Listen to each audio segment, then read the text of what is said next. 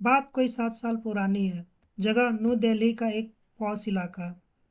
एक दिन मेरी मुलाकात पीडब्ल्यूडी डिपार्टमेंट में काम करने वाले एक इंजीनियर से हुई। वो खुद रेकी का फर्स्ट डिग्री सीख चुके थे और रेकी की रेगुलर प्रैक्टिस भी किया करते थे। कई दफ़ा की बात मुलाकात के बाद एक दिन वो मुझसे बहुत झिझकते शर्माते हुए कहे कि मास्टर जी, मेरी मिसेज की एक प्रॉब्लम है। कई सालों से वो दिक्कत बनी हुई है।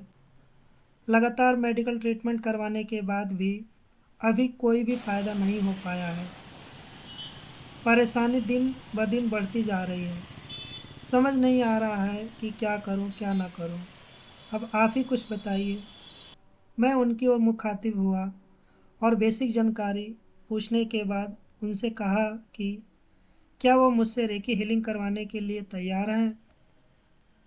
वो कहे कि वो तो मिसिस से पूछने के बाद ही कंफर्म कर पाऊंगा। मैंने कहा ठीक है, आप कंफर्म करके बताइए, फिर बात आगे जारी रखते हैं।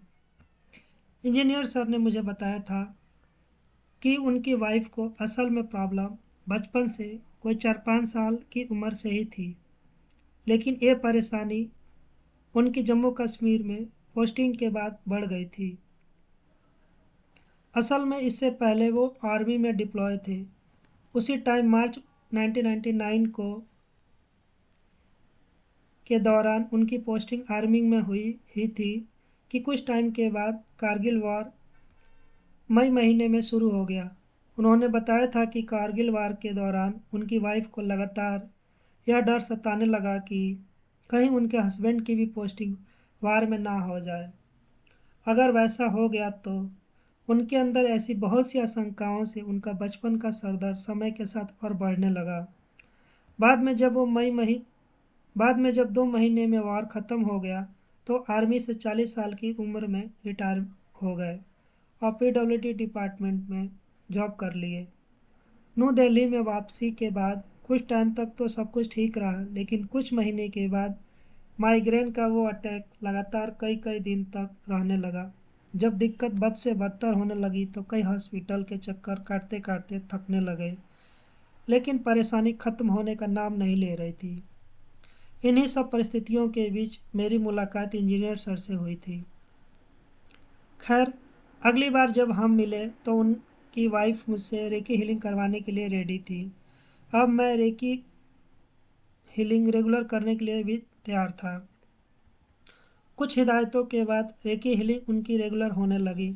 शुरू में इंजीनियर सर की वाइफ को कुछ भी एहसास नहीं होता था। जैसे जैसे टाइम बढ़ता गया उनकी हीलिंग भी बढ़ने लगी। कोई 1 महीने के बाद धीरे धीरे कुछ सुधार भी नज़र आने लगा। जैसे जैसे हीलिंग होती गई सुधार की गुंजाइश भी बढ़ने लगी। कोई 3 महीने हुए तो वो मुझसे बात करने की अपनी इच्छा जाहिर की। समय निकालकर एक दिन संडे को मैं उनके यहाँ गया।